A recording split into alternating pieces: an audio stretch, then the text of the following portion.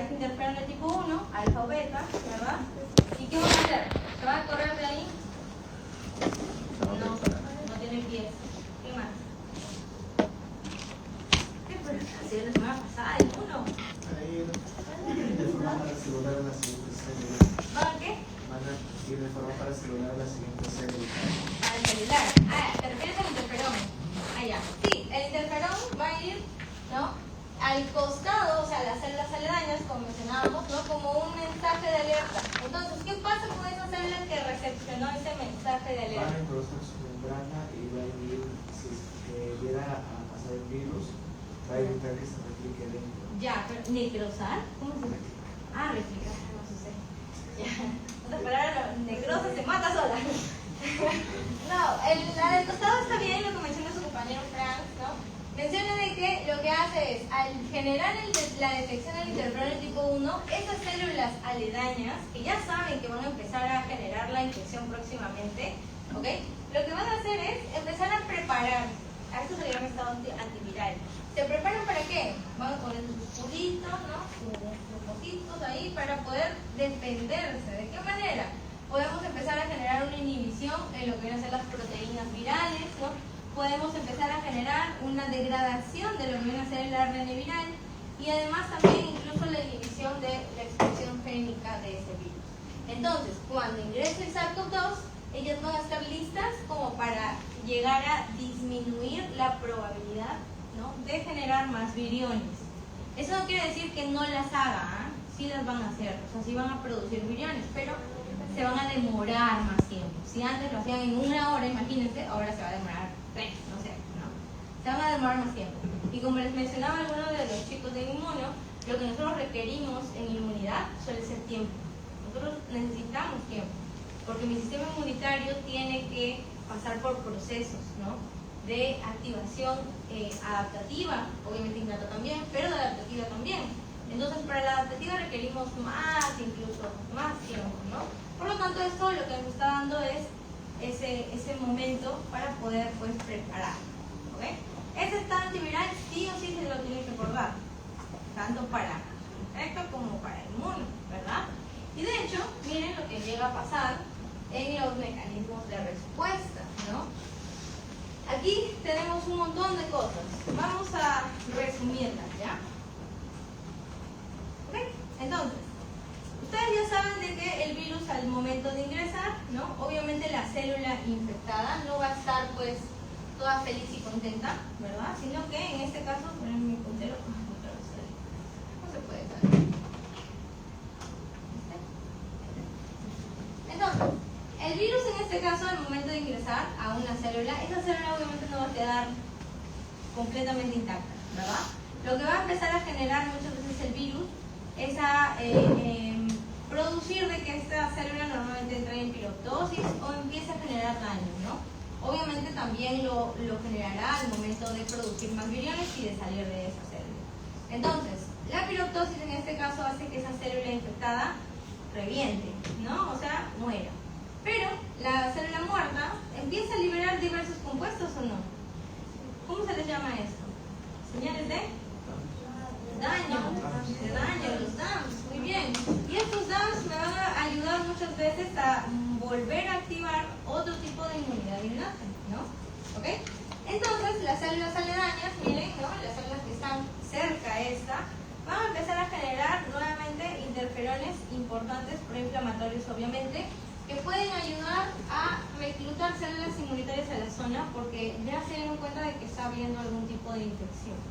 Entonces llegarán linfocitos T, llegarán monocitos, macrófagos a la zona, ayudarán a producir interferones, ¿no? Todo esto ya hemos hablado de que se puede generar el estado antiviral, pero también me permitirá, ¿no?, empezar a generar una respuesta adecuada. En personas que llegan a generar una respuesta sana, ¿no?, adecuada, ¿qué es lo que pasa? Normalmente se menciona de que la persona llega a producir anticuerpos, un sistema inmune humoral adecuado. Los anticuerpos van a ser neutralizantes, que quiere decir que sí van a poder detectar el virus y lo van a poder, pues, ozonizar, ¿no? Obviamente eliminar posteriormente. Incluso se menciona también, ¿no?, de que normalmente se llega a eliminar rápidamente el virus y es por eso de que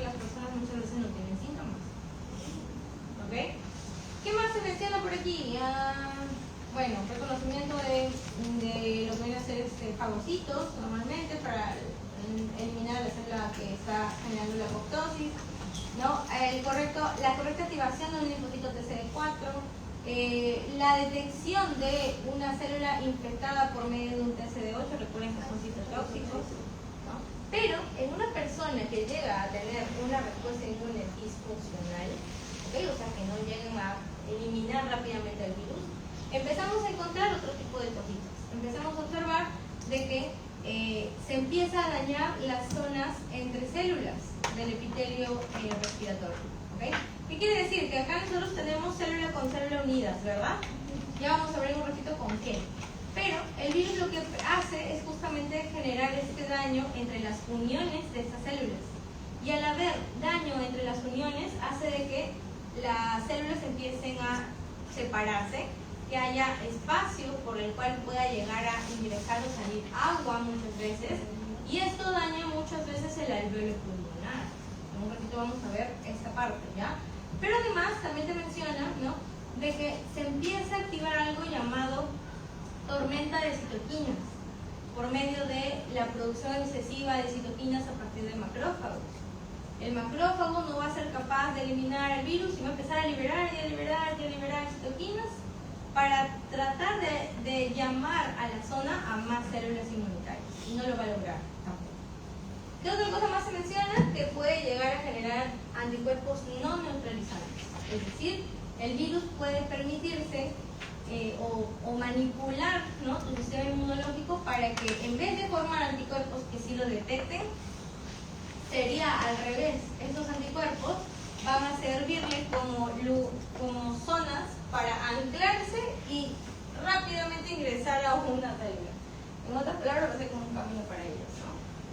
¿Okay? Entonces, ¿qué es lo que pasa cuando nosotros decimos que SARS-CoV-2 te genera daño en el alveolo pulmonar? ¿No? ¿Qué pasa cuando han tenido SARS-CoV-2? La mayoría de personas llegan a tener disminución de ¿qué? De saturación de oxígeno, ¿verdad?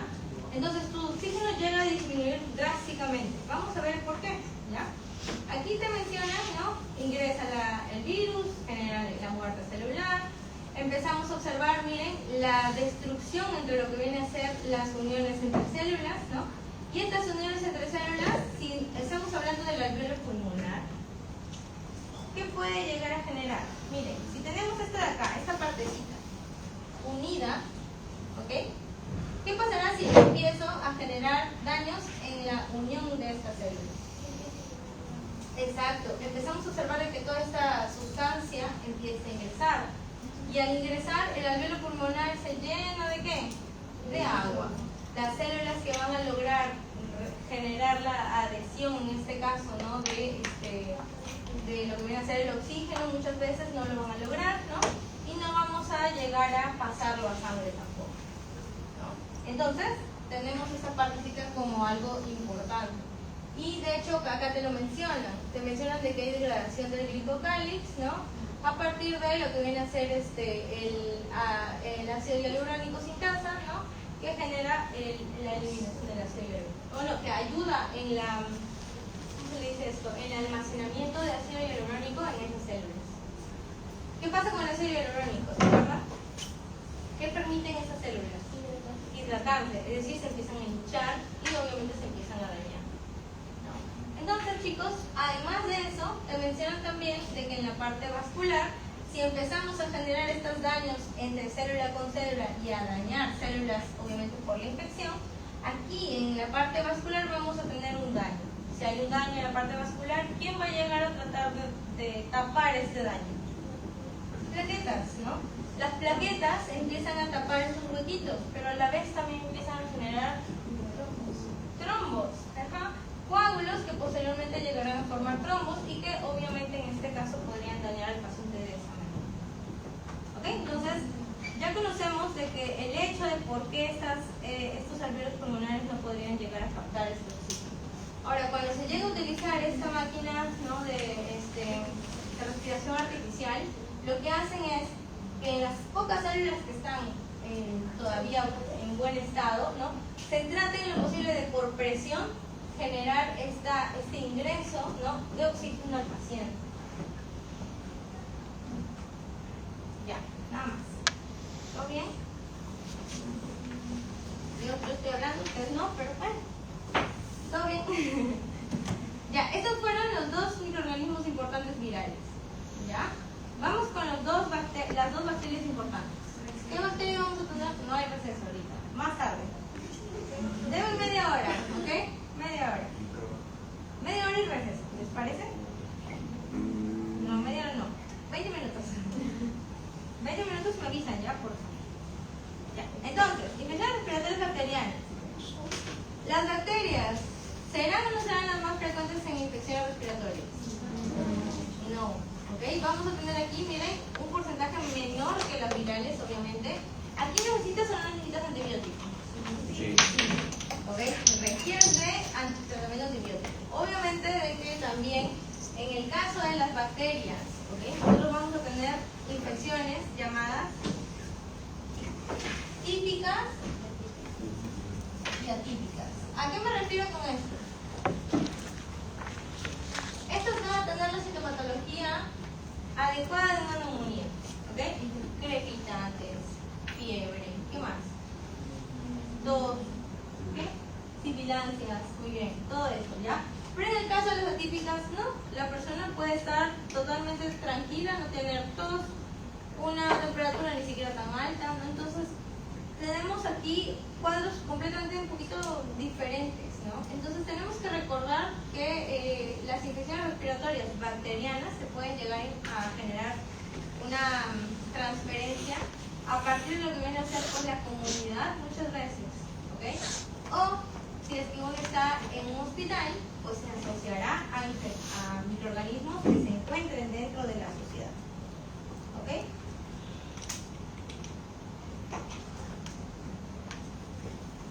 Ya.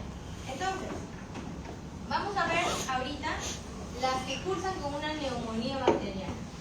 De los agentes que pueden llegar a causar una neumonía bacteriana, tenemos al Streptococcus pneumoniae, el que ustedes han estudiado hace poquito, ¿verdad? Entonces, si han estudiado este hace poquito, ¿cómo se acuerdan? ¿Qué es lo que pasa con este? Morfológicamente hablando, ¿qué tiene? ¿Cómo es? Gram. ¿De qué tipo? Positivo. ¿Cuántos cocos?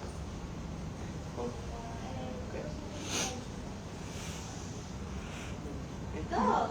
Es solo dos. ¿Y qué más tiene? Primero pasaban hecho inmuno, ¿no? ¿Qué pasa? Me asusta.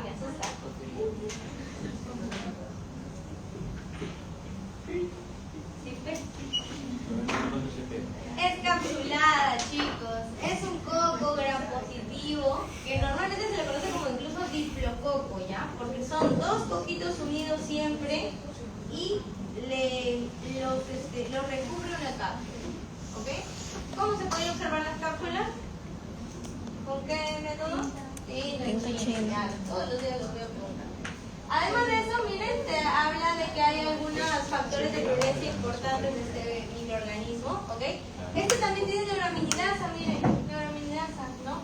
Pero va a generar la hidrólisis de otros tipos de proteínas, ¿no? Glucoproteínas, glucolípidos, pero que la neuraminidasa le sirve a este microorganismo para escaparse de la mucosidad, ¿no?, del aparato respiratorio, ¿ok?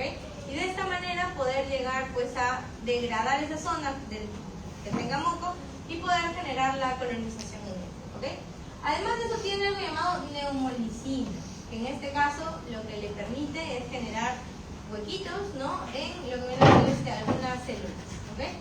Por otro lado tenemos a unas proteasas llamadas proteasas de inmunoglobulinas A.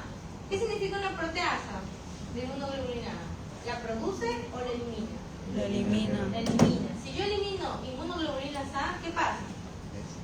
¿Y por qué inmunoglobulinas A primero? Porque están en las mucosas, muy bien. ¿Y si yo elimino inmunoglobulinas A, qué pasa? Va a poder pasar.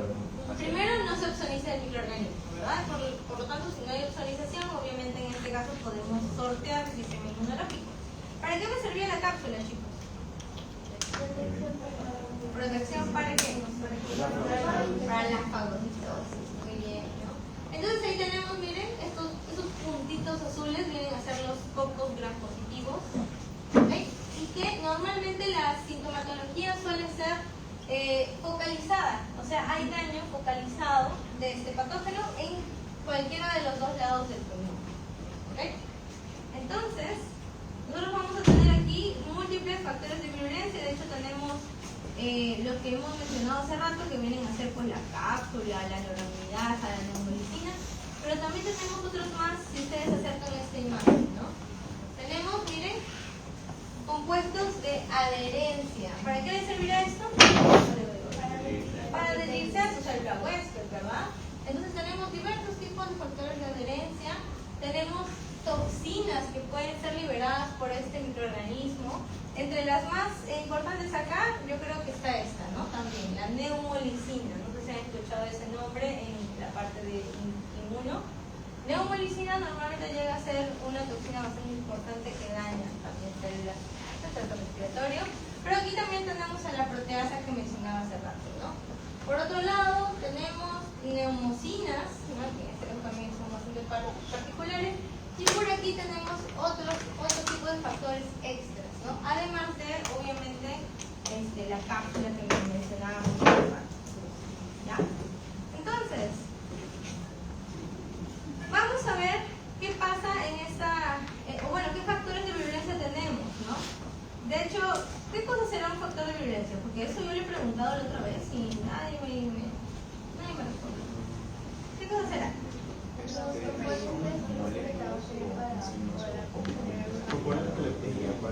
Exacto, son estructuras normalmente, ¿verdad? O también pueden llegar a ser moléculas que normalmente se utilizan pues para poder llegar a invadir, ¿no? Entonces tenemos varias cosas, varios mecanismos, ¿no? De invasión, ayudados obviamente por estos factores de virulencia que en esta tablita les mencionan, y de hecho pues yo creo que para no quedarme más tiempo aquí se los voy a dejar como para que lo lean.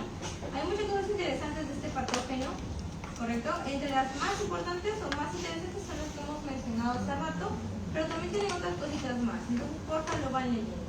Tienen además pilis, miren, ¿y se acuerdan que los pilis me servían para algo? O sea, para dos cosas me servían, ¿no? Si hablamos de un pili común,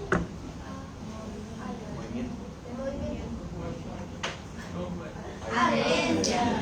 Y si hablamos de un pili sexual, ya es para la material. ¿Okay? Entonces, vamos a ver ahorita, ¿no?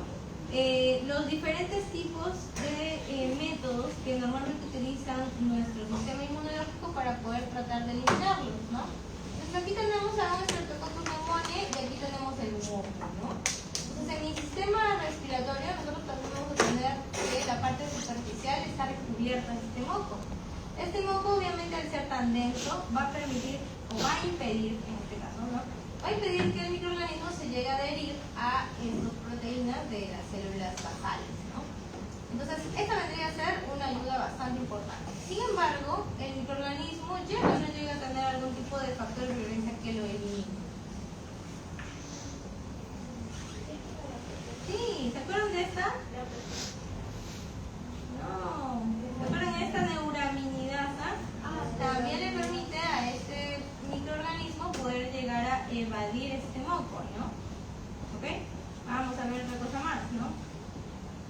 Entonces, ¿qué más llegamos a tener aparte de eso?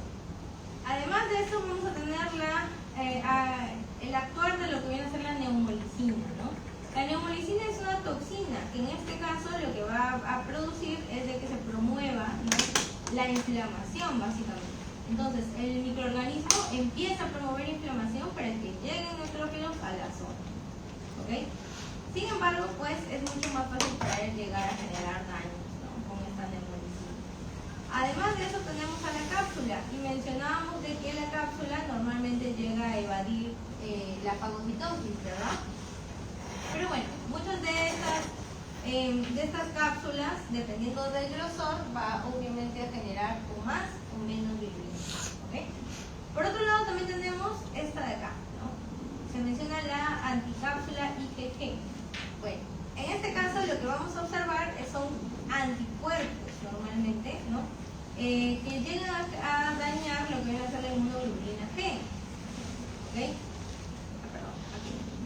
Anticuerpos que llegan a ser producidos para poder detectar al microorganismo, ¿ok? A partir de su cápsula, perdón. ¿Okay? Entonces, pues, si utilizamos en este caso inmunoglobulinas G adheridas al microorganismo, en mi sistema inmunológico, ¿qué se activará? Si tenemos varias inmunoglobulinas G adheridas al patógeno, vía del complemento, ¿me puede ayudar? ¿No me puede ayudar a generar la activación de la vía del complemento? ¿De qué vía estamos hablando? La clase, ¿no?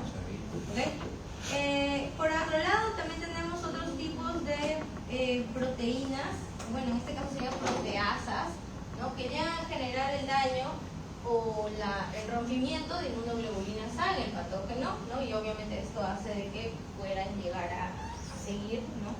A generar infecciones. Y por otro lado te menciona, ¿no? Lo que viene a ser la coinfección, es decir, el microorganismo puede llegar a incrementar la patogenicidad cuando previamente ha habido una infección, por ejemplo, viral, ¿no? Y esto muchas veces ocurrió cuando hubo SARS-CoV-2 al inicio. Cuando hubo SARS-CoV-2, los abuelitos, por ejemplo, llegaban a infectarse con COVID y después empezaron a generar una neumonía bacteriana, ¿no? ¿Y por qué? ¿Por qué se daba? Porque era mucho más fácil de que la neumonía bacteriana surgiera. Porque el sistema respiratorio de ese abuelito estaba ya bastante dañado por el virus. Entonces, esto hacía mucho más fácil de que la bacteria pudiera dañar o invadir, ¿no?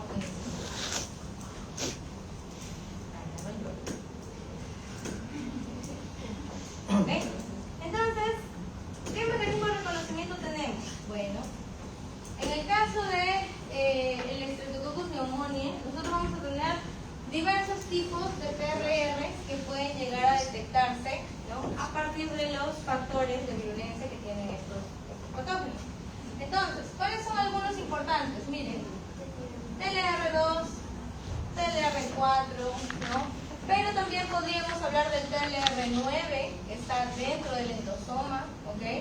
O incluso algunos inflamosomas también, ¿no? Se pueden llegar a generar una detección por los tipos no. ¿Okay? Y todo eso dependerá de qué? De la estructura de ese Streptococcus pneumoniae. ¿Okay? Algunos de ellos van a generar la detección de lo que vienen a ser los LTAs, ¿no? O algunos otros incluso de las neumolicinas. ¿Correcto? Ahora, lamentablemente este microorganismo, como verán aquí, no solamente llega a infectar en mi sistema respiratorio, sino también puede llegar a movilizarse a otros órganos. ¿Okay? Pueden ser pulmones, cerebro, incluso el oído, generando otitis. Y eso creo que lo habíamos mencionado en otro episodio, ¿no? ¿Ok? El último es TB, al menos el último de las bacterias. ¿Ok? Mycobacterium tuberculosis, ¿qué saben de este? Es facilito.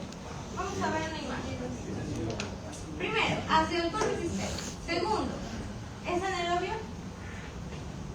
No, recuerden de que es aerobio y que normalmente forman granulomas. Ese granuloma le impide obviamente el acceso al oxígeno, ¿no? Ahora, ¿con qué lo podemos tener? Cianina, ¿no? De esta imagen, ¿cuál será el Mycobacterium tuberculosis? ¿El azul o el rosado?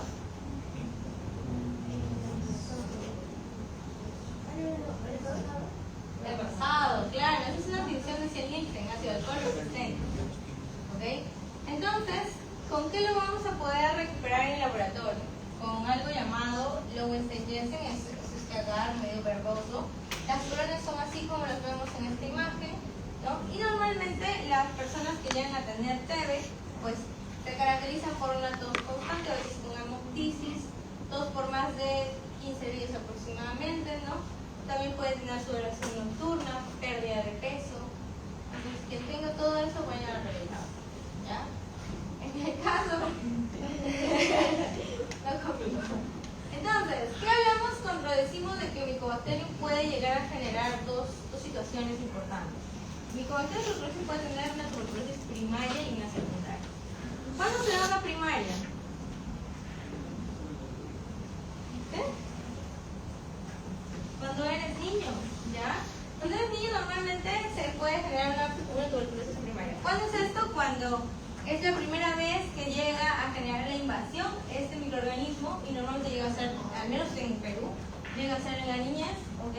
Y la mayoría de nosotros llega a generar una calcificación de este virus, o sea, perdón, de este virus, esta bacteria.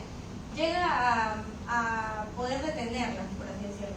Pero hay otras personas, menos del 10%, que no lo logran, ¿no? Y en ellas se diseminará, ¿no? Se generará una TB progresiva o una bacteremia que incluso puede generar TB extrapulmonar. ¿Dónde más podemos tener TB? Cerebro, ¿no? Hay meningitis que cursan con TB. ¿Ok? O sea, en todos lados se puede llegar a dar TB, miren. Bueno, en la mayoría de veces, ¿no? Incluso en hueso. Ahora, en una tuberculosis secundaria, ¿qué pasa?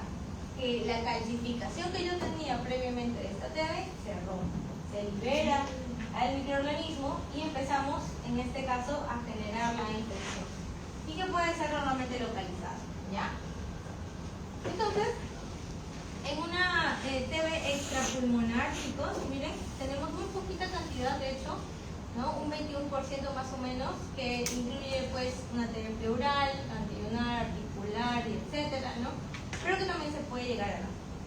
¿Okay? Entonces, ¿qué método o qué muestra solicitarían? Muy bien. Pero si yo tengo, por ejemplo, una meningitis,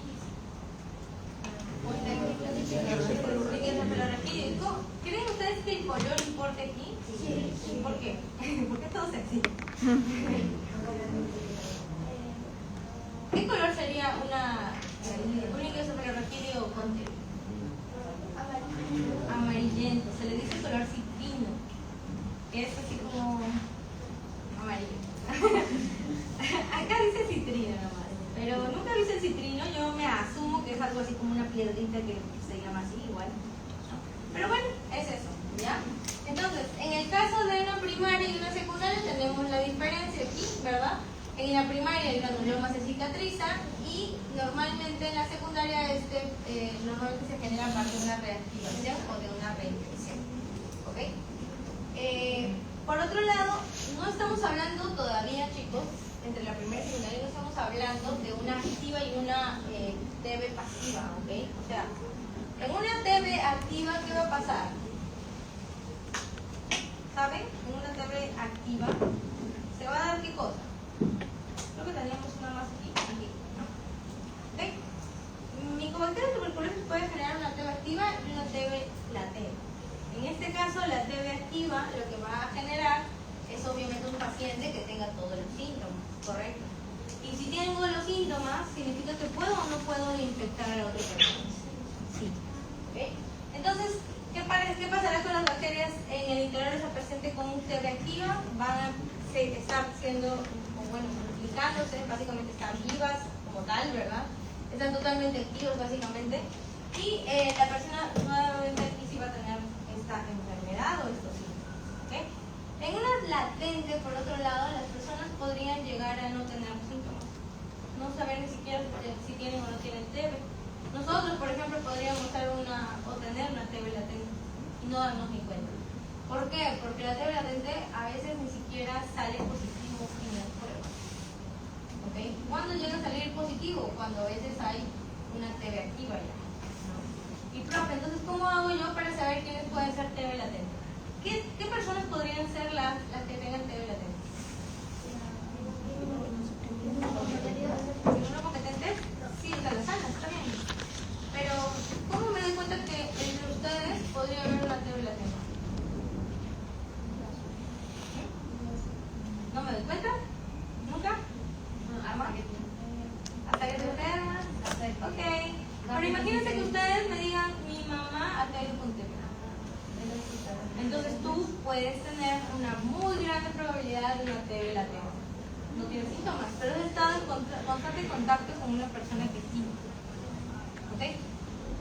Y aquí también te dan algunas imágenes de cómo se podría generar una TB latente y una TB ¿ok?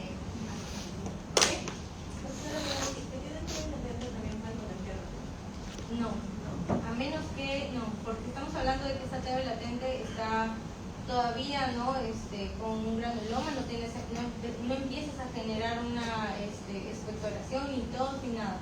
Normalmente en una TB latente no se llega a infectar la persona con la que hablas, no tiene síntomas.